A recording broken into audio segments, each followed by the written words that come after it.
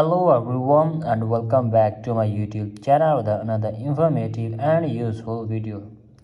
So guys, in this video I'm gonna be show you how to use Telegram app without phone number. So guys, if you want to use Telegram without using your original phone number, so in this video I'll show you how can you use Telegram without your phone number. So let's start our video without wasting any time. So guys, you have to just simply go to the any browser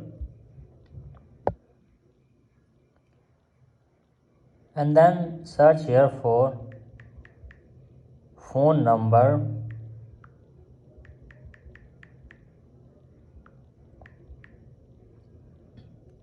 for verification, and here you can see this.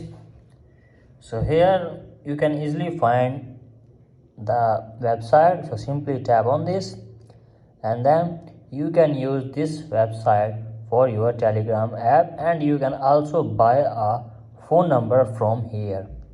So in this way you can easily use Telegram app without any your personal phone number. So that's it for today's video.